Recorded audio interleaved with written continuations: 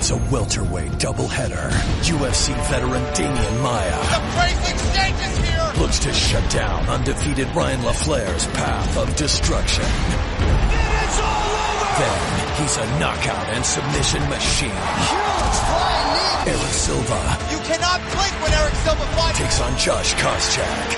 That was insane! UFC Fight Night, Saturday at 10 Eastern on Fox Sports 1. Welcome to this week's edition of the MMA Analysis podcast. I am your host, Lance Fishel. First off, joined by me is my co-host, Jay Primetown. Jay, what's up, man? I'm great. How was Vegas? It was good. We had good times. That's it? Yeah, that's it. I feel like I was there. You really painted a picture for me. Yeah, really. Yeah, pretty descriptive. A real what happens in Vegas stays in Vegas thing? My one friend shit himself. Really? He did a Yoel Romero? Shit all over himself. Humberto Brown? True. Next up, other co-host, Brad. Hey, how's it going? You sound sad today. Do I? You sound a little sad. It's got to do something with the wrestling tournament, doesn't it? Oh, the wrestling tournament made me sad. I don't know. Someone you like lost? No. Okay. You just want to see wrestling.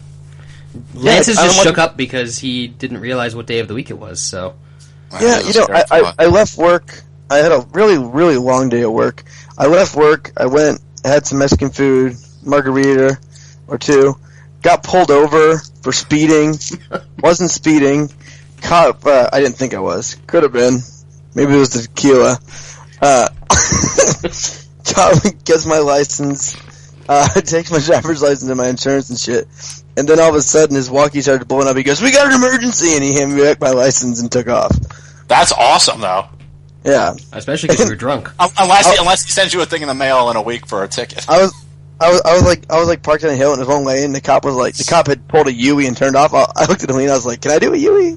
You're like, no. Can I? No, I only had one. You just waited, then did the Yui. I only had one margarita. I wasn't like drunk or anything. I didn't even think I was speeding. He said I was going 60 and a 45, and I wanted to be like, "Does that count? Really? Does that really count?" The general rule of thumb I know is 10 miles an hour. Yeah, but that's not like pull you over. This was like a 2 or 3 lane road, like a main road in Nashville that like the speed limit shouldn't be 45. Like everyone just goes like people were flying by me when he pulled me over. Yeah, I hate when that happens. I'm like, do you see that guy going like a lot faster than I am? Why are you pulling me over? You would get a bigger ticket from that guy, I promise.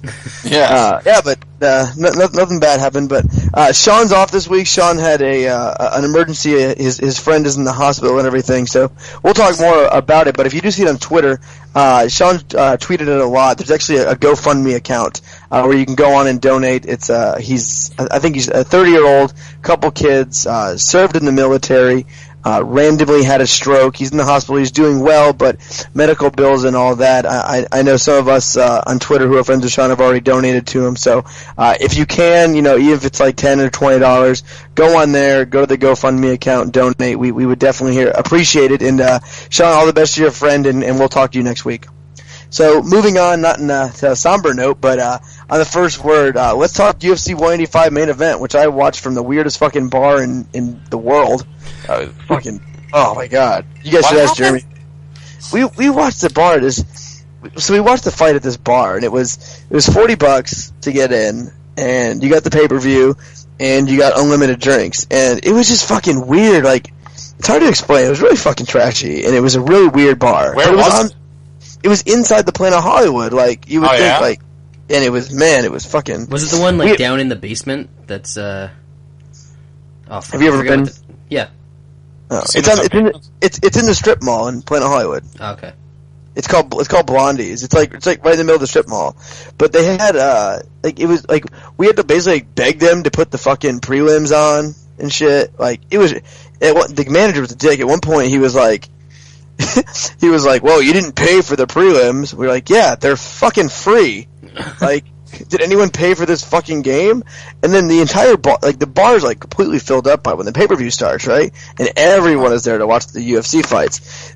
we were sitting in, we had like our own giant booth, and there was TVs everywhere, but like the one right in front of us had, there's two TVs, and we both had the prelims on it, and then the pay-per-view comes on, and they change him up, to the pay-per-view, and then all of a sudden, like, the pay-per-view turns off, and the boxing match comes on, and we were like, what the fuck, like, we're the only ones looking at this TV, and the manager goes, well, the president, and points at himself, goes, wants to watch boxing.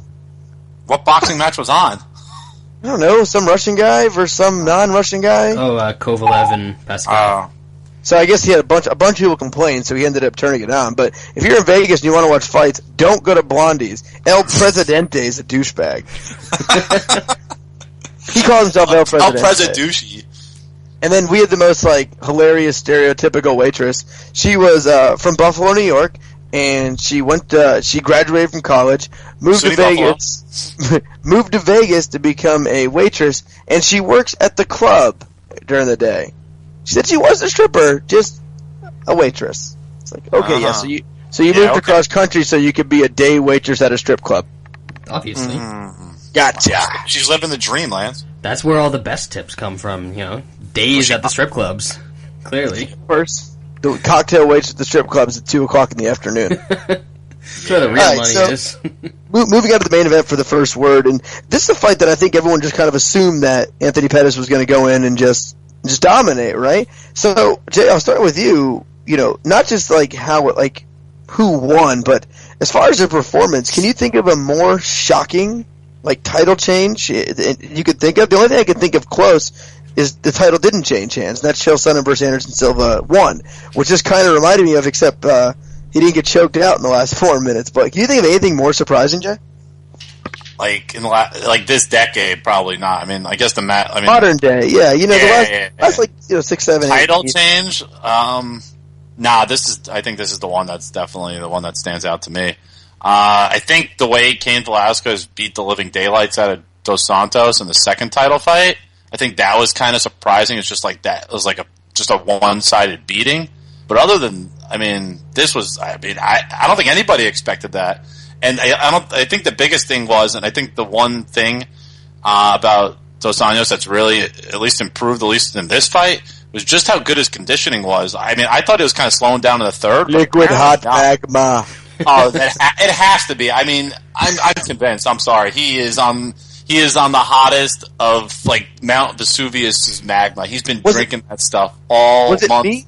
Was it just me, or did he get hit with some shit early in the fight? Yeah, he did. And didn't even just flinch. Walked through it, fucking Terminator style. Who do you think he is, Drew Dober? Drew punch drunk sober. But yeah, it was just shocking, the whole thing. And the funny thing is, in a fight like that, in a favorite like that it wasn't a quick finish. That fight was legit over in 2 minutes. I was throwing my tickets out after a minute. Literally. I thought maybe he'd slow down. After once he got taken down in the third, I was like, yeah, there's no way. I thought Pettis maybe was slowing down. Yeah, but the thing was if Dos Anjos eventually if Pettis could actually stop the takedown at some point, maybe it could have been interesting. But nah, that dude can't. He can't. And this goes back to the Guida fight. He really has trouble with strong wrestlers. He really does. And is Dos Anjos even really a strong wrestler? No. Maybe he is now. Is he? I also saw him get just taken down for 15 straight minutes last year. So, has anyone improved more in 1 year's time than that guy in the history of the sport? No, but here's the thing. Maybe it has to be magma. The weird thing about the wrestling, I don't know if it's Dos Anjos wrestling that improved, but Tony was defending the takedowns incorrectly the entire fight. He wasn't doing what not good at that. But he did all right against Melendez. He still got taken down a bit. But Melendez is so fucking sloppy, though. His wrestling is so sloppy, and he still took him down regularly. Melendez wasn't a college wrestler. People I've had arguments with people in the past. I've never thought Melendez was an extremely strong wrestler. But the weird thing, he was defending takedowns wrong. It was technique. It was very technique based, and it's just crazy when when you're training every day with the greatest wrestler in MMA, how can your technique be so poor? Like, it wasn't little things. He was defending takedowns wrong. He's doing everything wrong. Like, everything. It was weird. Absolutely weird. And I don't know. It was really weird. I don't know what to say. Brad? Yeah, I'm trying to think, we've been talking a little bit about it, but I've been trying to think of a more surprising 5-round beating, and the only one that even comes close, and I don't think it's that surprising, was Dillashaw and Barao. I think a lot of people were shocked by that, but I was way more shocked by this one than that fight, because I did think that Dillashaw had a chance with his speed and Barao's chin in that one. I really didn't think Dos Anjos had a chance here. I thought that, he might have a little bit of success, get a couple takedowns, get in tight on Pettis, but eventually Pettis was going to catch him with something on the way in. And like you said, Pettis caught him with some stuff on the way in. It's just that Dos Anjos, in spots where punches would have hurt him in the past, they just had absolutely no effect on him, which was crazy to me.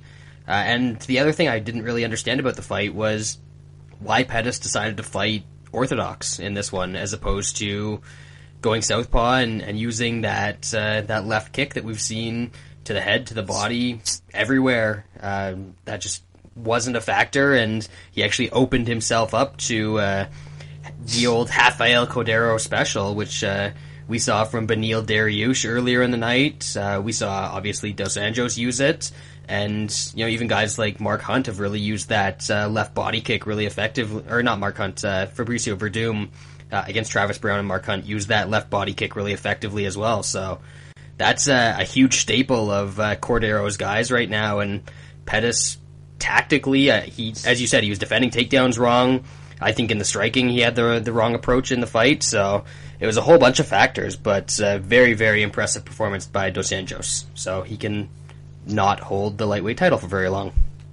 Yeah, it's kind of a shitty thing for the UFC too. I think everyone was kind of looking forward to Pettis versus Khabib Nurmagomedov, and now we have a rematch of a very one-sided fight. And as much as you like Khabib, Jay, and everything else, he's not exactly a flashy, fun kind of fighter to watch. He is a grinder. He's not, and that's why he's not in the UFC. And if Ben Askren was, in the UFC, people would probably make the exact same comments.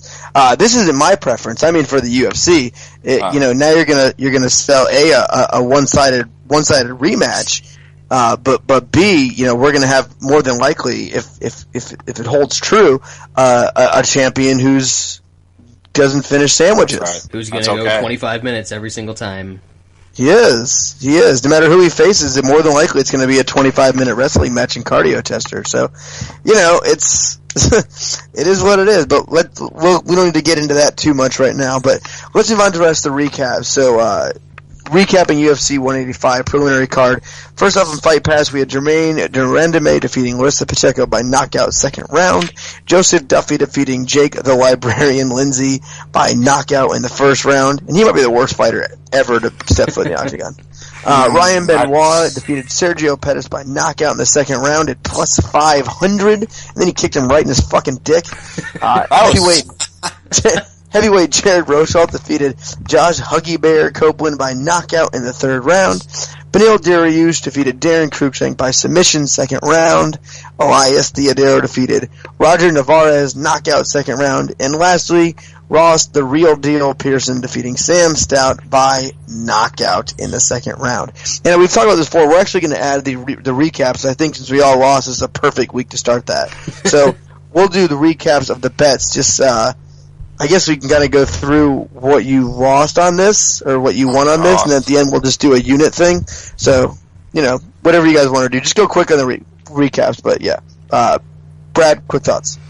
Yeah, in terms of bets, it wasn't a terrible night for me.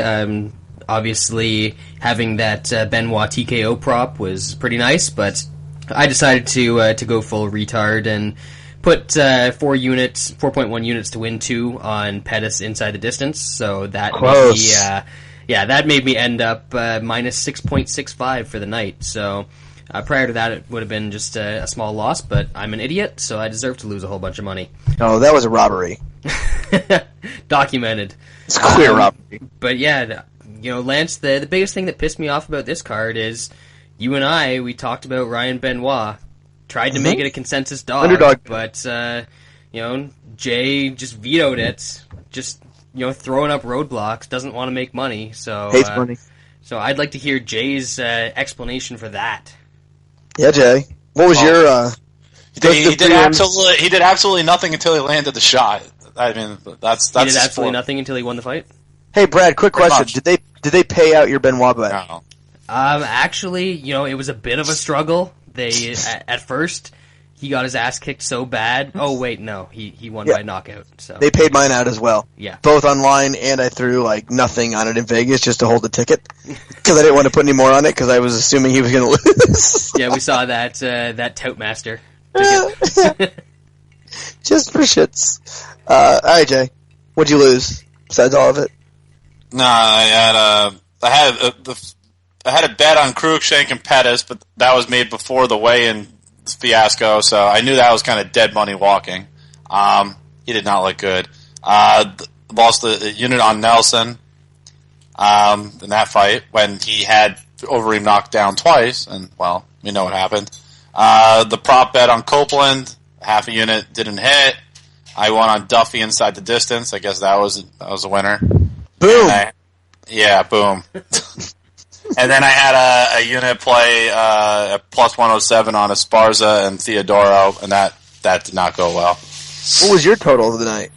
That was, looks like negative 4.7. So you beat 4.75. Yeah, I beat Brad that time. Nice. Any thoughts on the prelims? But better than others. So that's true. Thoughts on the prelims? Duffy looked really good. I mean, but he faced Lindsay, so that's not saying much. But his striking's really fluid. He's got his diversity. He even have to show his ground game here, which is pretty solid from what I've seen. So I think he's definitely one to watch. I mean, Theodoro, definitely not an exciting fighter, but man, this guy keeps winning. Definitely one to watch in that division. Man, he was. Why was he so fat? Holy shit! We were at the bottom. We couldn't even pay attention to the fight because we were talking about how fat he got. Did he Theodoro? eat a human? Yeah, he looked like he had one of those little aliens growing out of his belly. He looked like a beached whale. He looked like Buzz's girlfriend from Home Alone.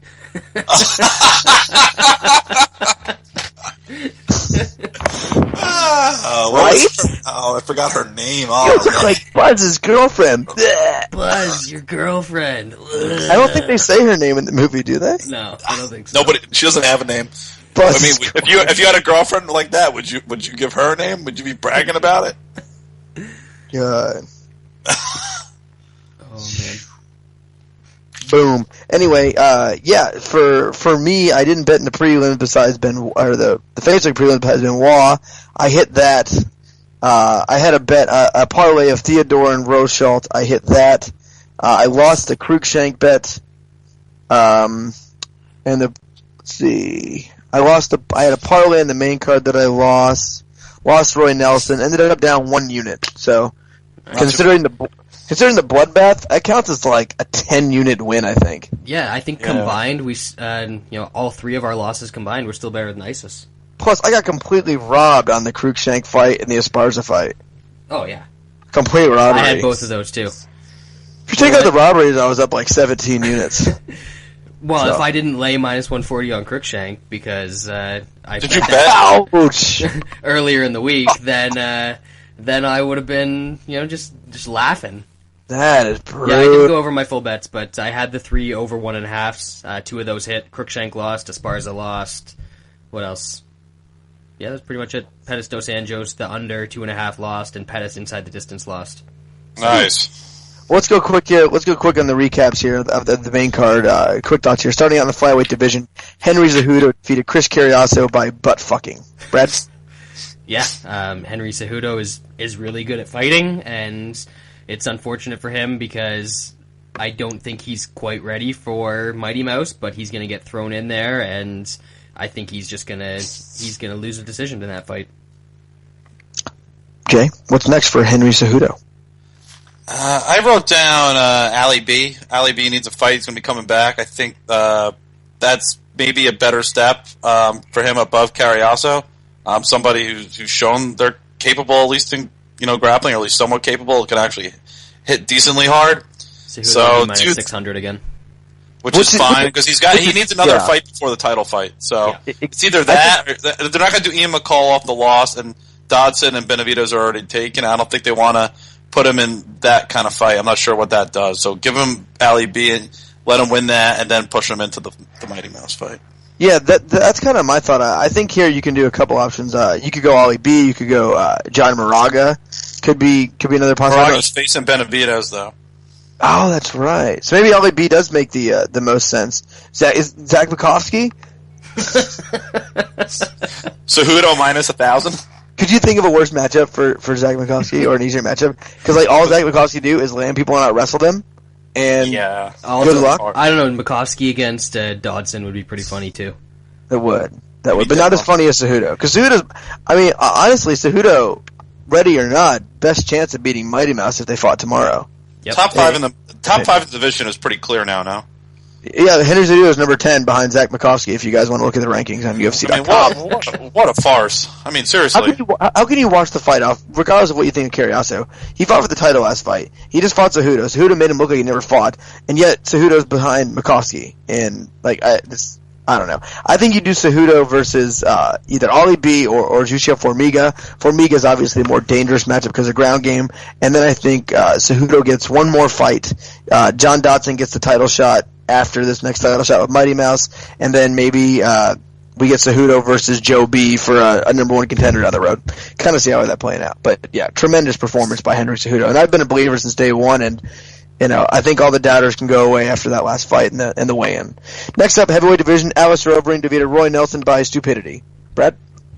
Yeah, I figured this fight was going to go one of two ways. Either Nelson was going to knock him out early, or Overeem was going to win a decision. So it looked like for a while Overeem was actually putting some pretty good hurt on Nelson with the knees to the body. Some of them went upstairs as well. So towards the end of the first round, I wasn't sure that Nelson was going to be able to make it 10 more minutes, but Overeem got scared because Nelson hit him a couple times. But Nelson's just one of those guys. Unless he's, like I said last week, unless he's moving forward and he's got that big belly momentum behind him, he can't generate as much power as he can, if somebody's pushing him back. So it was tough for him to get any big punches off, and the couple times that he did move forward, he had success. It's just that Overeem managed to cover up and eat some shots. That was not a quick recap. Sorry. Jay, what's next? I think if they're ever going to do this fight, it's been talked about for so long. The Overeem Junior Dos Santos fight has been talked about for 2 or 3 years now. I think it's now or never. No. No, I think it works. Why not? I'm down with that. Next up, welterweight division, Johnny Hendricks defeat Matt Brown by unanimous decision. Not the most fun fight, I guess, if you're not a wrestling fan. I thoroughly enjoyed it. I thought it was fun. I think some people thought it was going to be different, but I think most of us did think it was going to be Johnny Hendricks just using the wrestling and dominating that fight. And Dana White wasn't impressed because Dana White sometimes doesn't know the point of the sport is winning. Brad? Yeah, I'll keep this one pretty quick. I think we said last week that we didn't think it was going to be the most exciting fight in the world because Hendricks was just going to out-wrestle him, and Matt Brown finally faced a wrestler, and that's what happens. Yep. Jay? Even though Matt Brown lost, via a dominating decision because of the wrestling, I think he proved that he is, a legitimate top 10 fighter in the division, top 8. Like, he wasn't blown away by Hendricks in terms of, wasn't KO'd like a lot of these other guys were. I mean, he's certainly a capable fighter. So I think, like, this fight, the Lawler fight, a lot of people kind of just wrote right off Matt Brown, not that good, but there's no question in my mind he's a talented fighter. I think you got to do this Hendricks-Woodley matchup. Woodley's calling for it. Let that be a number one contender fight, and let those two guys fight. I mean, I'm tired of.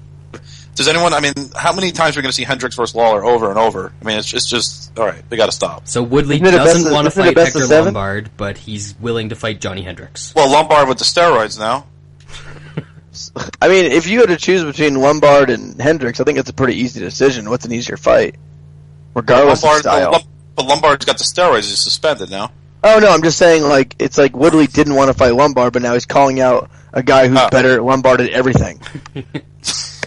It's just weird. And Johnny looked fucking great. Sexy body there, right? Yeah, at the weigh-ins, I knew that Brown was in big trouble. Hendricks looked like 10 years younger with like the... That's the last fight, totally. Yep. Yeah. Really did. I honestly, the only thing... Here's what I kind of want to see. Depending on how quick Hendricks comes back, I wouldn't mind doing Johnny Hendricks, Carlos Condit 5 rounds on a fight night. Winner gets a title shot. Oh, that'd be great. That'd be good. That wouldn't suck, would it? It's got to be 5 rounds, though. If they made they can't do it as a co-main pay-per-view. We already know if it was has 3. To be it would be the same fight as last time. How does Carlos Condit not have it in his contract that all of his fights are 5 rounds? Well, honestly, like, there's some guys I just hate. It's just like when Frankie Edgar fought Dubronx, it made me sick that the fight was over after 15 minutes. You know what I mean? Yep. Yeah, like, there's some, and I do think number 1 contender fights should just automatic. Like, if it's a true number 1 contender fight, or like maybe a fight with 2 top 5 guys, it just needs to be 5 rounds because it's just different. You know, like I don't want to see Johnny Hendricks I don't want to see Carlos Condit have a 3 round fight. It's stupid. So that's kind of what I want to see. I don't know if the cards will play it that way, but possible. Next up, women's strawweight division, Joanna Jedrzejczyk defeated Carlos Esparza. Brad? Yeah, I thought that Esparza was going to be able to wrestle. Apparently, she is far weaker than Claudia Gadelha, and she doesn't know how to adjust her wrestling when she can't hit a single leg. So, yeah, when that happens and your opponent sprawls on you all day and you can't strike, you're going to get hit with punches, and then you're going to run away and get scared and get knocked out. Yeah. Jay? Yeah, the wrestling breakdown I think is, I'll defer to you, Lance, a bit, but I mean, from what I can see, Esparza's more of a queen of a single leg. She's persistent with it, but she mainly only uses a single leg. Gadelha is, I think, just has a more powerful shot, goes for double legs. I think those were more effective against Jacek than what Esparza was able to toss. Plus, Gadelha was able to at least mix in some striking. I mean, she's clearly not as good a striker as Jacek is, but she does have some power in her strikes, in that division. And that's the matchup they have to make, because the first fight between the two of them was great. It was probably one of the best female fights in the history of the UFC. I mean, it's not that long of a division, but it is definitely one of the best fights. Some people are calling for this Calderwood fight. I mean, stop. Gadelha 100% who already beat the champion, please. Exactly, deserves to right what the judges got wrong. End of story. Yeah, I agree. And as far as wrestling with Carl, I mean, a couple things. A, she doesn't shut up her shots, and she has so little striking, and in this fight, especially against someone like Joanna, that she couldn't set her shots up. But she doesn't drive on her doubles, and a lot of her shots end up going against the cage. And she wouldn't run the pipe on her singles when she shot against the cage. When you're against the cage and you have your head inside, like head kind of on the stomach, on the hip area, and you have that single leg, you really have to run the pipe, which is, if you haven't wrestled, it's basically just turning with your head and kind of running the leg down to drag him to the mat. She wasn't doing that. She just had the single and was trying to almost twist her. Like, I don't know what the fuck she was doing. But more effectively, she got her down the first couple times. I think something people have been talking about, she gassed out really quick. Like, really quick. Like, this is someone who was in a pretty grueling fight in her last fight and finished in the, second or third round, whatever it was, and looked completely fresh. She had a complete adrenaline dump in this fight, I think.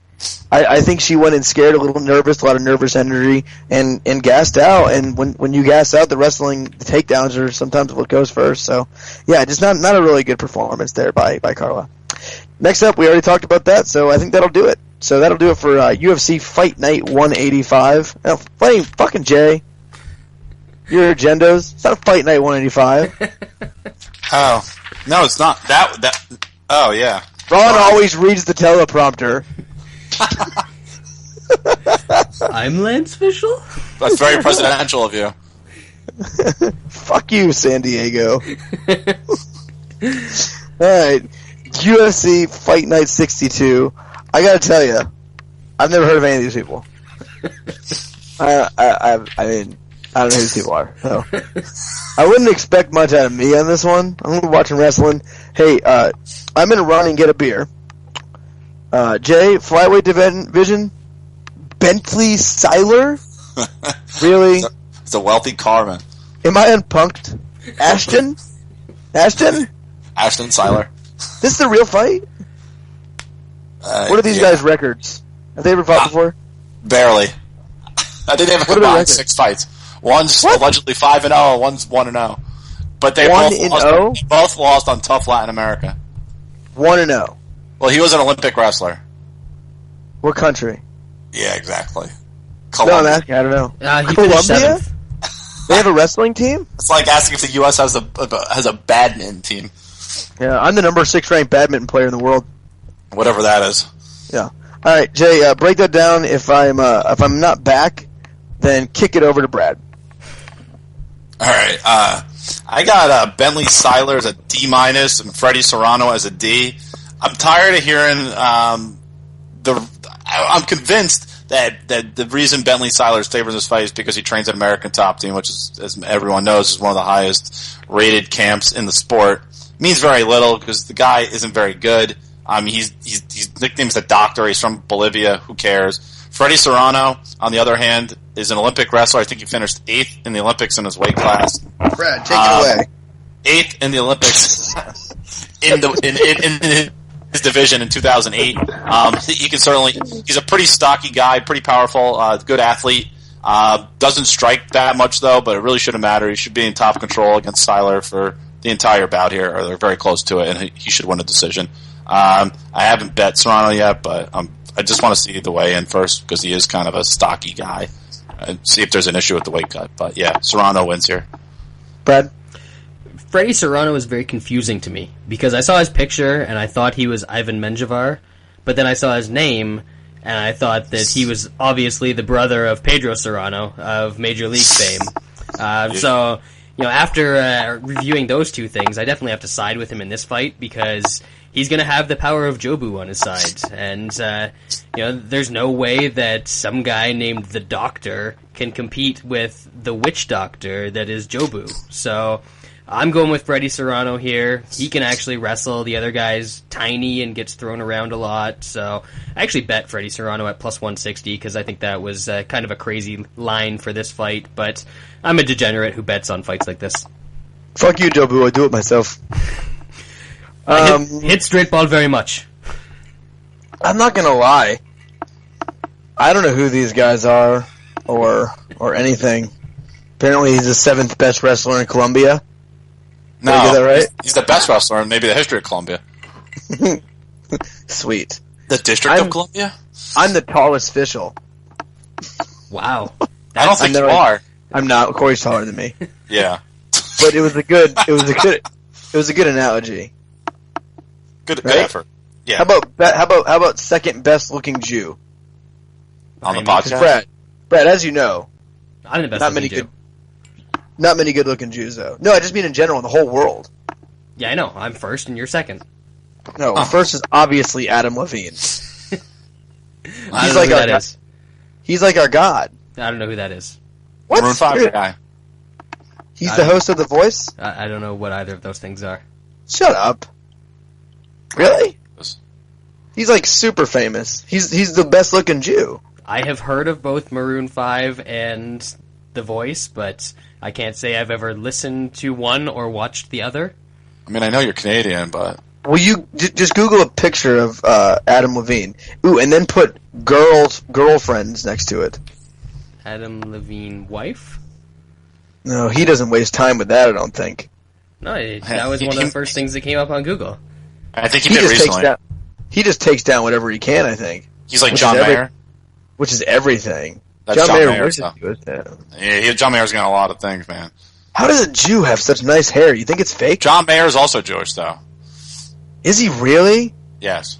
He's the douchiest Jew. He's the worst Jew. He had Jennifer Aniston. He had Katy Perry. He's doing pretty well for himself. Yeah, but I don't think he's really Jewish. No, he doesn't sound like a Jew. No, he doesn't. If he was actually Jewish, his name would be Meyer, not M-A. Or They're like that New York City Jew. Like or John Mayer, John yeah. Mayerstein. Is it John Mayerstein is his full name? No. Meyerberg. Mayerberg? I mean, Mayer Goldberg? I mean, who knows what happened when they moved here, you know? You sure he's Jewish? Yes, 100%. No, fuck this. He called himself half Jewish. What kind of self-respecting Jew calls himself half Jewish? Brad, are you half Jewish?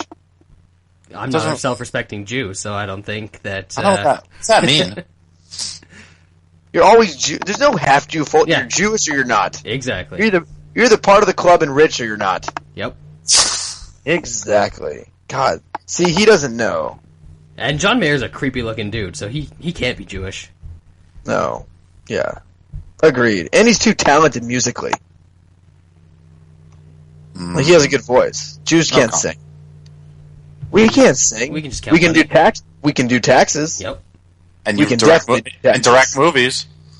Damn right. And you know what we're the best at? Stand-up comedy. Making jewelry. Stand-up comedy. Self-deprecation. Yeah, self-deprecation is the self-loathing. Eating Chinese food on Christmas. That is pretty self-loathing. So anyway, I'm going to take neither of these guys, and I'm not going to watch the fight. I actually probably will not turn this card on until Eric Silva and Josh Koscheck fight. You're not going to watch your boy Tony Martin? No, I probably won't. Tony Martin? All right, moving on to the lightweight division. We have Jorge de Oliveira versus Christos Giagos, Jay. I forgot.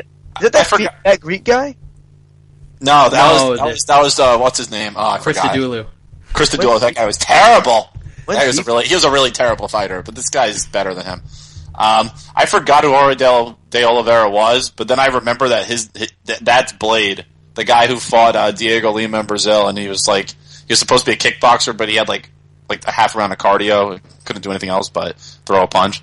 Giagos is younger, he's more talented, and he actually has a semblance of a ground game, unlike Blade. So, yeah, Giagos wins. The grade's D+, and Blade D-. Bradley? Yeah, I like the bird from Aladdin in this one. Iago is he's aggressive. He throws like flying knees and crazy shit, and he can wrestle a little bit and grapple a little bit. So he beat up Dakota Cochran. So that's pretty good in my book. So I think that's going to be enough for him to beat George de Oliveira. Yep, don't care about that fight.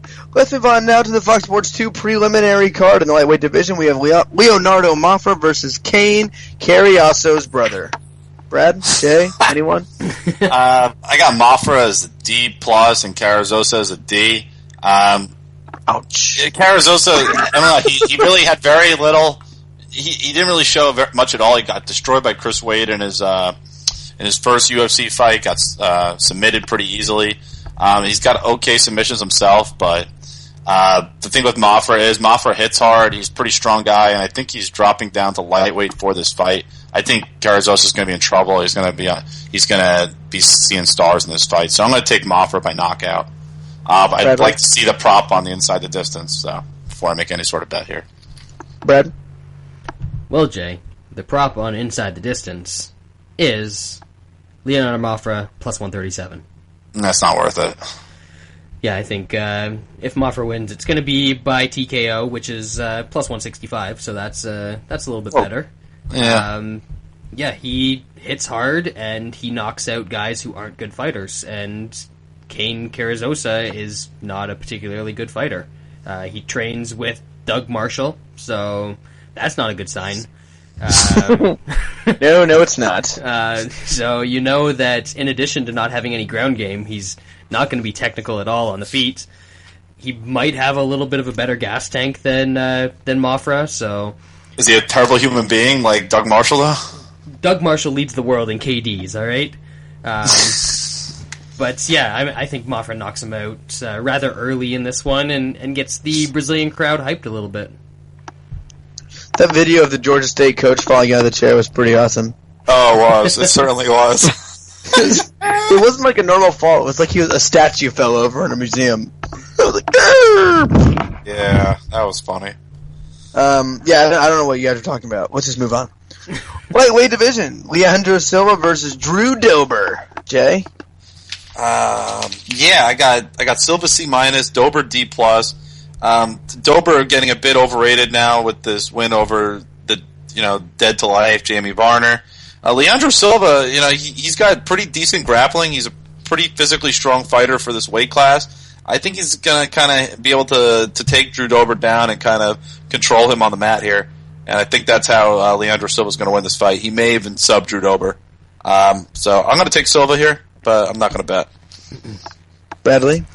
Yeah, I already wasted my my Dober name joke earlier in the podcast, so I'm just going to say that I think Leandro Silva wins this fight. I think he's able to get a couple takedowns. I think that when Dober comes forward, he's going to get hit by every single strike that Silva throws. My concern is that Silva may not throw a lot of strikes because he tends not to do that sometimes. But I do think that that he can out-wrestle Dober a little bit, and if not get the sub, then at least pick up a decision win here. So I do like Silva. I'm kind of surprised that the price has remained where it is. Maybe I'll consider Silva in a parlay, or I don't think I want to just bet him straight here, but maybe a little parlay.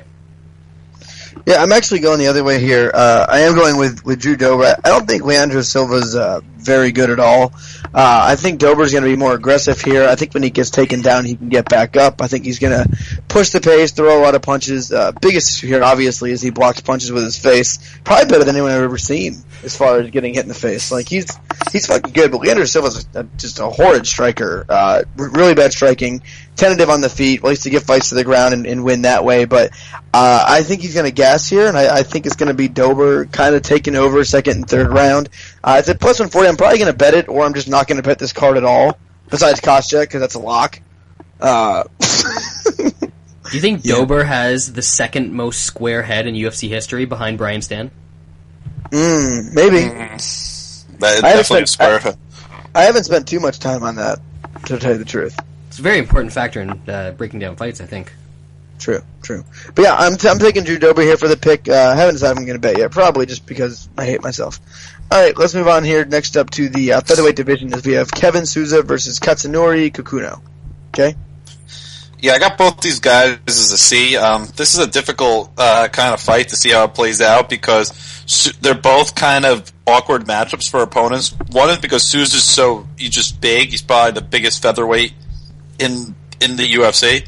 And Kikuno just has one of the most awkward styles, and either you're able to fight against it, or you really struggle when you face a guy like that. Kevin Souza, to me, I think he's good when he's able to kind of control how the fight plays out. But in a situation like this, I think he could struggle and be kind of bewildered by the kind of striker that Kikuno is. So, plus Kikuno's got, I think, a little bit of a better ground game than Souza does. So I'm taking a small flyer. No, it's not a flyer. It's a unit bet on Kikuno, plus 170. I'll take him to win too. Boom, Bradley. Yeah, this one, I agree with Jay. This is pretty tough. I think the line's creeping a bit too far here. I'm not sure that I'm going to be betting Kikuno personally, but I can see how people are making the case for him. My biggest concern is that he's going to stand there and wave his arms around and do some mystical karate shit while Kevin Souza is throwing punches. And even if those punches aren't landing particularly hard or knocking Kikuno out, I think Souza's going to rack up points on the judges' cards, and I think Kikuno's only way to win this fight is actually to take it to the ground. So if he doesn't take it to the ground, he's just going to get outpointed by a guy who is a significantly busier striker. And then if he does take it to the ground, I'm not sure how well he'll be able to hold Souza down. So that's going to be kind of interesting to see. But I guess if I was going to bet this, I'd bet Kikuno because I can see that path to victory, but I'm probably just going to stay away from this one. Yeah, it's going to be a pass for me in this fight. I definitely lean Souza. I'm not betting Kikuno. He's just so tentative, and sometimes he just decides not to fight at all and just kind of stands there and looks like a fucking retard. That's kind of how I break his fights down. But if he does get this fight to the ground, I think he does hold an advantage. I just don't think he will. I think he's going to stare at him instead, because staring at people during a fight is way more fun than fighting. He's not staring at him. He's doing mystical karate shit. Yeah, no, he just kind of stares at people. But when he got knocked out by Tony Ferguson, that was hilarious. So I always like him for that. But yeah, I think Souza's going to be more active, more aggressive, and I think he'll win a decision here. All right, let's now move on to the lightweight division. Trinaldo, he's been on. I just feel like he needs to just go away at this point. Francisco Trinaldo versus Akbar Arioli. It's a trap. Ariola. That's Ariola, dude, right? Admiral Akbar. He's a Mexican. Oh, good for him. I think so. Is he Mexican? Who knows? I think so. Yeah, he is. Don't be a racist. I'm not. Trinaldo's a C minus. I got Areola as a D plus. Areola's only, I guess, his claim to fame is he knocked out, or was able to finish Yves Edwards, ended his career. Totally different kind of fight here, though, because Yves Edwards is going to mainly just stand and strike with you, which is what Areola wants. Like most of the Mexican fighters, they just prefer to stand and trade. And Trinaldo's going to force him to the ground, and he'll dominate in those type of exchanges. Only worry with Trinaldo, like every fight with him, is how's he going to look at the third round. I think he'll be okay here. He's shown some bits of improvement in his cardio the last couple fights. I think he should do enough here to get at least a decision win, maybe a sub on the ground. I'm Bradley? not, can't bet this guy. I actually think that Trinaldo has a pretty good advantage no matter where this fight goes. On the feet, Areola's pretty sloppy. He did some decent work against Yves Edwards, but that's the corpse of Yves Edwards, so I don't put a whole lot of stock in that one.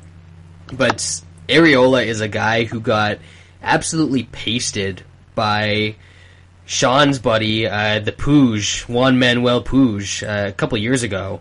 Puig beat him? Yeah, Puig knocked him out. Puig? Puig.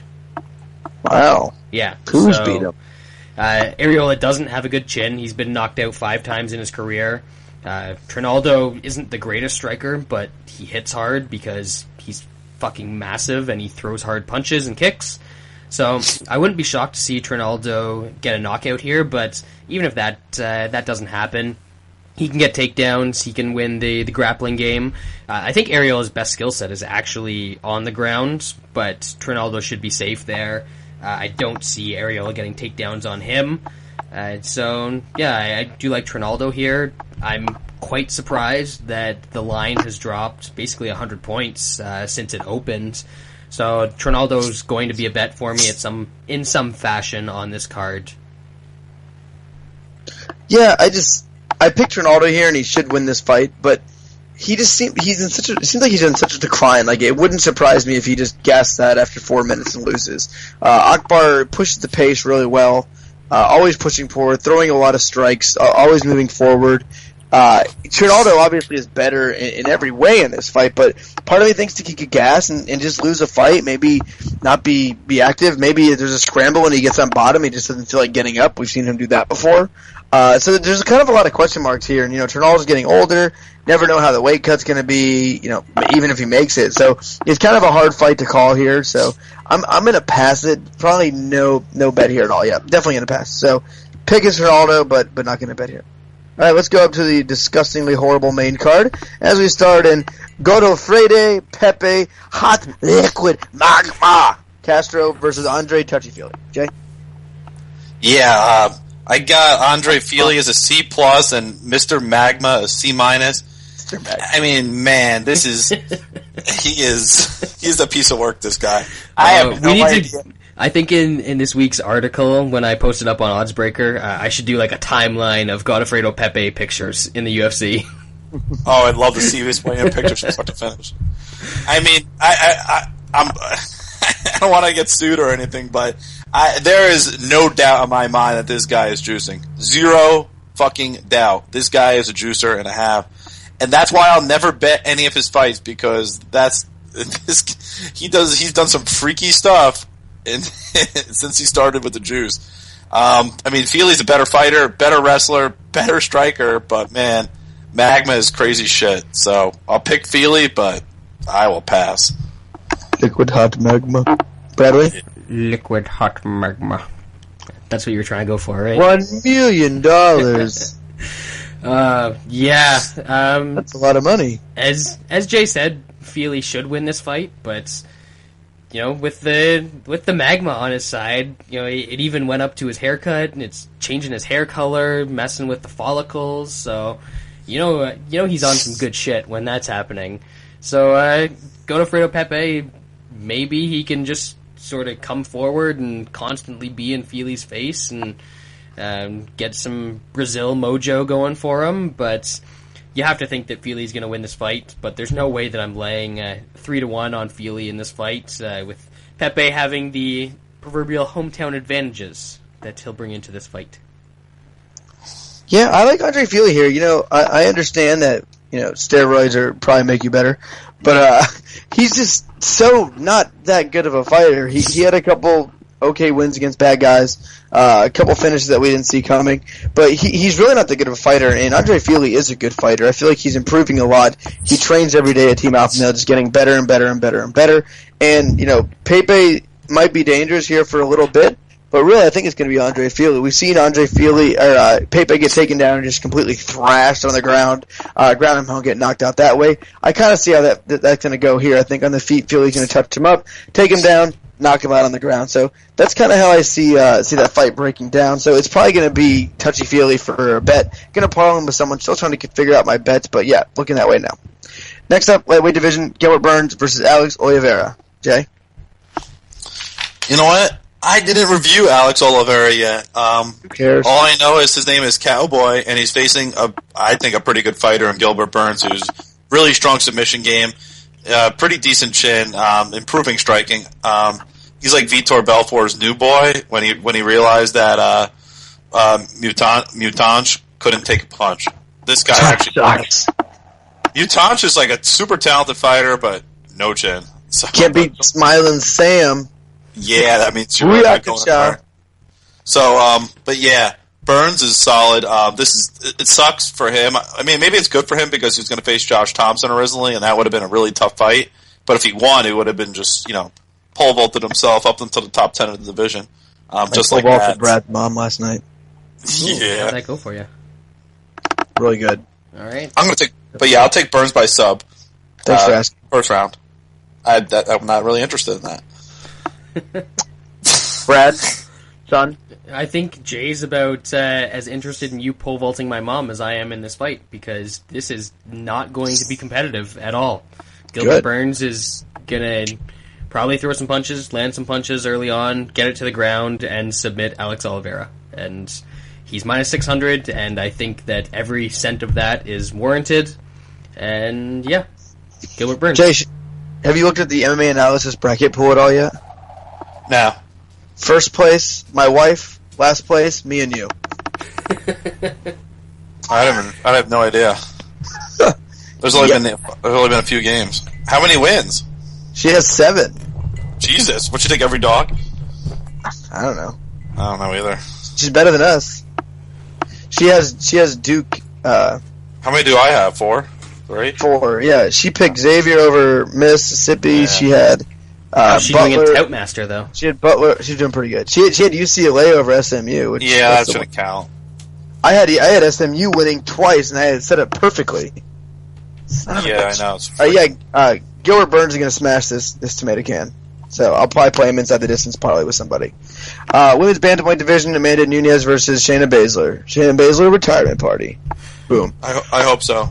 Check. I got Baszler a C-. Amanda Nunes a B-. Shayna Baszler's only way to win in this is to sub and get her to the ground. That's going to be hard against Amanda Nunes, especially early on, because Amanda Nunes probably hits as hard as anybody in the women's bantamweight division. Baszler is going to take a lot of punches here, just like she did against Bethe Correia, and I think Nunes may even stop her. Probably stop her. I'm going to say first, maybe second round. That's minus one. I think it's like minus 150 inside, isn't it? That's pretty rare for a women's fight, no? I might just take. I haven't looked at it.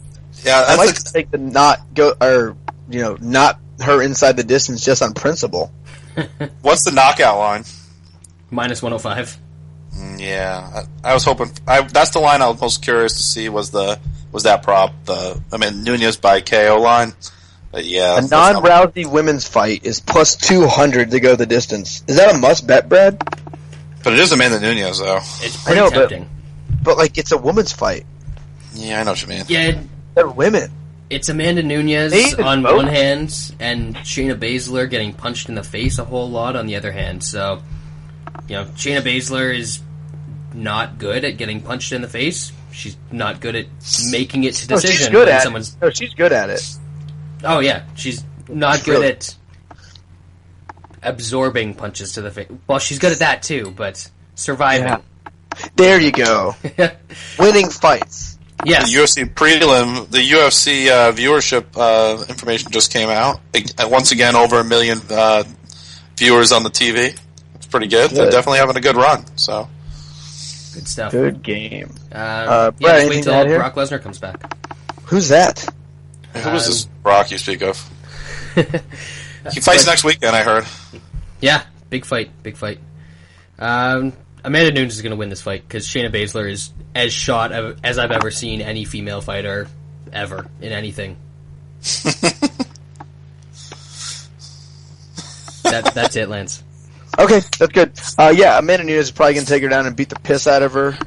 Probably gets finish, but plus 200 is kind of weird. Probably just going to pass this bet altogether. Maybe bet it live if Baszler lands like one punch and the line flips and I can get Nunes lower. But yeah, Nunes should beat her here. I think Baszler's completely done. It is a little bit sad of a story just because she waited so long, she was one of the more originals. Maybe not the best, obviously, but she's been around a long time, gets to the UFC, and she's completely washed up by the time it gets going. But yeah, Amanda Nunes is the pick here. Next up, lightweight division, Leonardo Santos versus Tony Martin. Jay, God, I might not bet this card at all. I got Leonardo Santos D+, Tony Martin C. Here's the thing with Tony Martin. I went back and watched all his fights over since he started in the UFC again.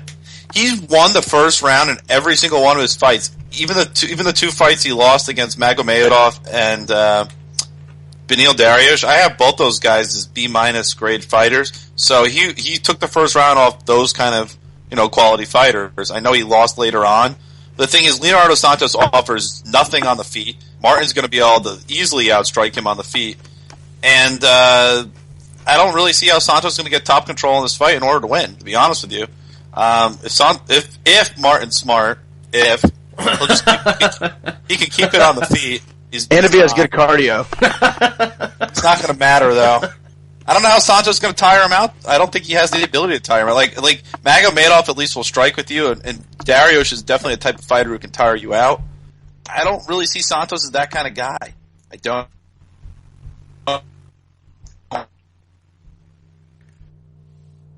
So I have no idea who he is. I don't know who this guy is. I like Martin here, and I'm Love it. Who? Love it, Tony Martin? elevator. Santos? He's the guy who elevator now. he won tough. Here we go. Oh, what? Please don't ever do that again. I don't want to be serenaded by you. You sounded like you were in an elevator. yeah, you did.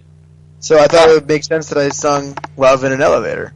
Oh, I don't. That's interesting. Yeah, I got it. Your Joyzy internet kicked in a little bit there. Oh, really? Yeah. Fucking Joyzy. Jay, are you going to go to the NCAA wrestling tournament next year? Where the hell is it? Joyzy. Madison Square Garden. Are you coming? I don't know. It would be great. Probably not. It's really hard tickets to get, actually. Okay. But yeah, that would be cool. It's like the greatest thing ever. So you should go. Brad, you can talk about this fight. Yeah, I had to laugh a little bit while Jay was doing his breakdown because he asked how Leonardo Santos is going to tire Tony Martin out. Showing up.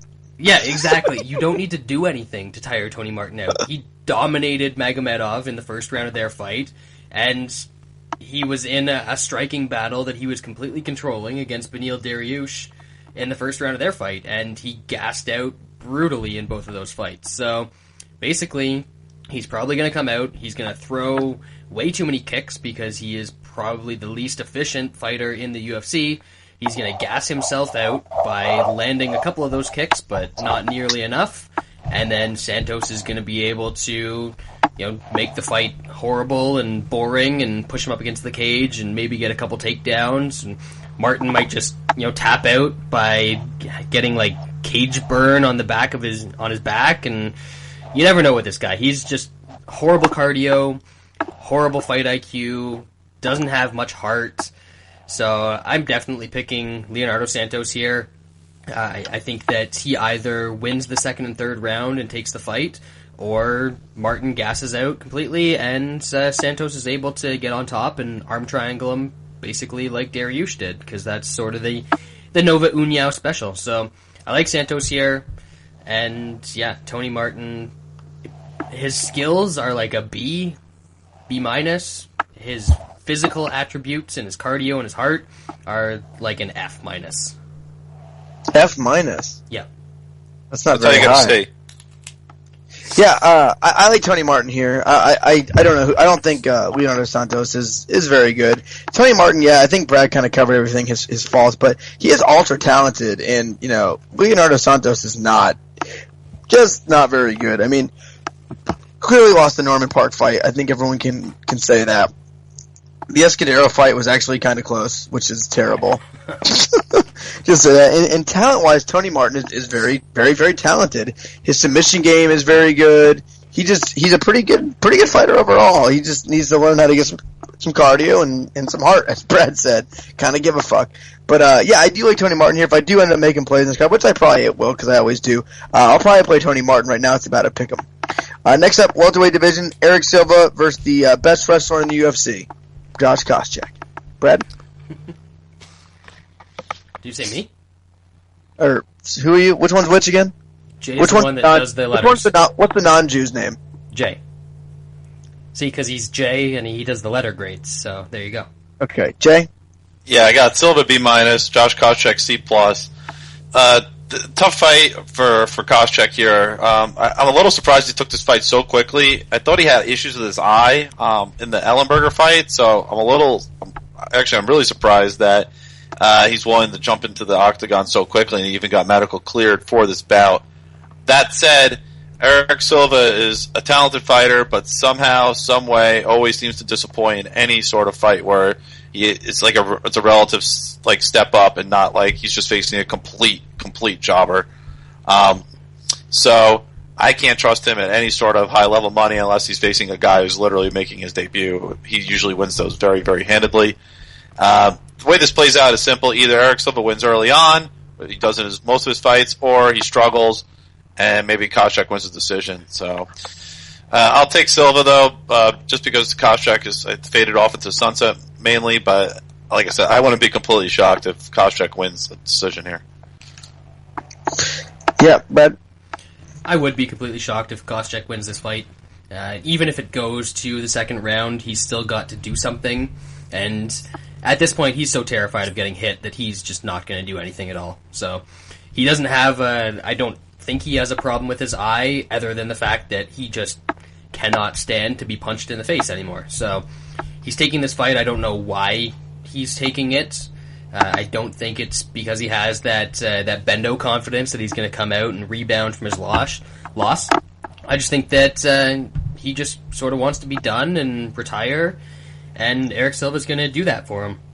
He's going to come out, he's going to put offense on Koscheck early. Koscheck's not going to like it. He's going to quit, and this fight's going to be over. If I do bet this, it's Eric Silva round 1, plus 135. Yeah, I mean, Koscheck is definitely washed up at this point. I really don't know why he took this fight. I was kind of surprised when he did take this fight. I don't get it. A really bad performance, and now he's taking it on short notice. First, people might not love Eric Silva or think he's that good, but he's a very dangerous fighter. Very, very dangerous fighter.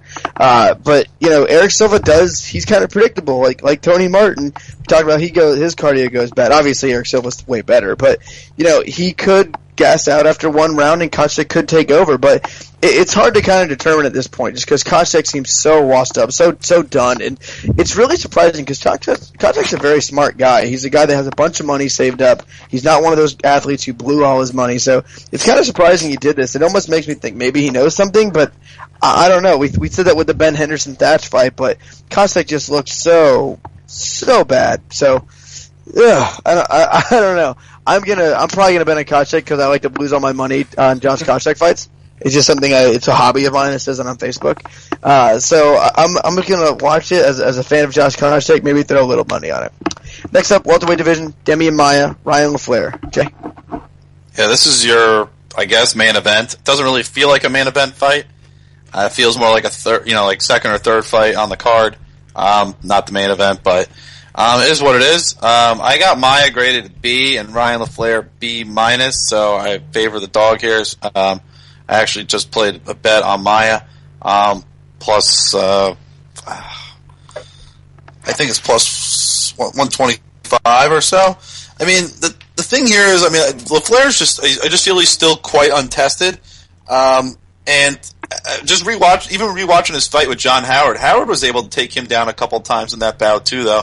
His wrestling wasn't as crisp as I really kind of thought it was.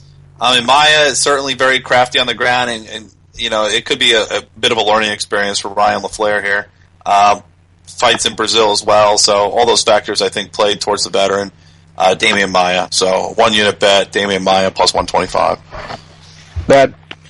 Yeah, when this fight first came out, I was like, oh, that's a pretty good event, or that's a pretty good matchup for LaFleur to get a decent win, up his name a little bit, and maybe start to get some recognition. But the more that I've looked at it, the more that I've thought about it, I kind of side with Jay. You look at Maya's record, and he only loses to guys that are above Ryan LaFleur's level, and I really don't think that LaFleur has made that jump in terms of his skill. As Jay said, he was very competitive with John Howard, and I kind of expected that fight to be close. So I'm not sure against a much better grappler why he would fare much better in this fight. So I think that Maya is going to be able to either get takedowns or win some scrambles and get good position, take LaFleur's back. Maybe not sub him, but definitely win rounds with control. I do kind of worry about Maya's cardio, but at the same time, LaFleur's never been deep in fights, and we've seen him slow down a little bit towards the end of some of his fights. So I don't think that LaFleur's going to blow him away from a cardio standpoint. So I actually do lean Maya here a little bit as well. I think that he's probably going to take a decision in Brazil. I think it's going to be a close fight. I don't think it's going to be the most exciting fight in the world. But yeah, I'm going to go with Demian Maia here. Yeah, I'm kind of side with you guys here. The one worry here is definitely, if this was a 3-round fight, I would 100% be all over Demian Maia here. For 3 rounds, I think he can hold up. What worries me is 5 rounds. What is Demian Maia going to look like in the 4th round if he doesn't finish? I do think in the early rounds he's going to look really good. I think he's going to get takedowns. LaFleur doesn't have the best defensive wrestling. He can't get taken down. But if this fight gets deep, what happens? Maya looked like a fucking zombie in that Rory 3rd round. Like when he gets deep, even in the who did he fight in that Russian, Yakovlev? How horrible did he look in the 3rd round? Yep. I mean, he couldn't have looked worse. And now he's going to be facing a guy with super, super good cardio, a guy who's younger and just fresher at this point. So I don't know. I think I have to go with Flair, or unless Maya finishes. I think Maya can get the finish. He can obviously win. But if Maya doesn't get a finish in the first couple rounds, I can see LaFleur, possibly even finishing once we get to the 4th or 5th round. So it's going to be a pass as far as a bet, and it's going to be a slight lean to Ryan LaFleur. The only way I would probably bet this is live. If Maya wins the first couple rounds and starts to slow a little bit, might take a stab here on LaFleur. But at this point, it's just going to be a pass, and not a great card overall as far as viewing and bets for me. Now we'll wrap it up. Jay, anything you like tomorrow in the NCAA tournament? Yeah, you have to like San Diego State against St. John's. Obekpa's out for St. John's. San Diego State's going to be able to crash the boards really well. They're going to have a big rebounding advantage in that game. So look for San Diego State in the 8-9 game to get the job done. All sorts of great games today, though. Harvard nearly squeaking it out against UNC. And the 3 seeds going down to the Big 12. Big 12's looks absolutely dreadful in this tournament. Really dreadful so far. That's it? Yeah, like San Diego State tomorrow, and watch out for Eastern Washington against Georgetown. Georgetown always struggles. They always struggle in the first round. And Eastern Washington is the highest scoring player in the whole country. So if he lights it up, watch out for them as a 13 seed.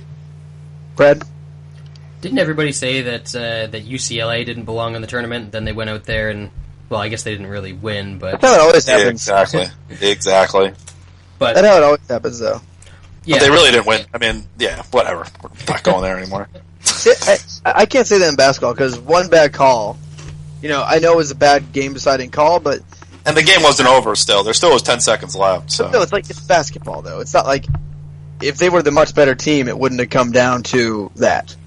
So the hilarious part, the judges trying to the refs the officiating crew is still trying to justify that it was a goaltend. It's not. It was good. It was a good call. Brad, do we have to talk about lacrosse or something?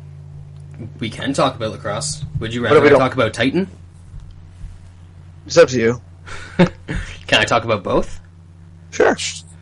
All right, so Titan Friday night, Titan FC 33, 4 title fights on the card. I do think that both of the Kurts have a shot in their title fights. Kurt Kinzer is a really good wrestler. I think that he can out-wrestle Pat Healy. I'm kind of worried about his cardio, but in general, I think that that's going to be a competitive fight, and he's plus 170.